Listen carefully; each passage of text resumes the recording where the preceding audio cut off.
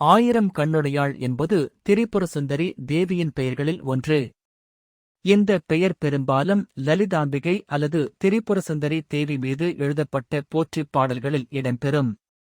ஆயிரம் கண்கள் கொண்டவள் என்ற பொருளில் தெய்வீக அருள், சக்தி மற்றும் அகவலைக்குரிய சிறப்புகளைக் குறிக்கிறது. அருள் வடிவம் ஆயிரம் கண்கள் கொண்டவள் என்பதால் எல்லா உயிர்களையும் கண்காணிக்கக்கூடிய சக்தியைக் குறிக்கிறது. காக்கும் சக்தி பக்தர்களை பாதுகாக்கும், அவைகளின் துன்பங்களை நீக்கும் சக்தியாக விளங்குகிறார்.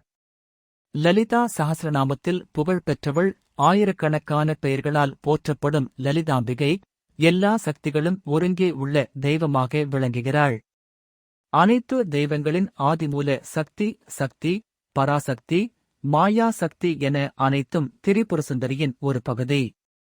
இந்த தெய்வீக சக்தியை விரிவாக புரிந்து கொள்ள லலிதா சஹஸ்ரநாமம், தேவி மகாத்மியம் மற்றும் சௌந்தர்ய லஹரி போன்ற பிரபலமான திருப்பாடல்களை படிக்கலாம்.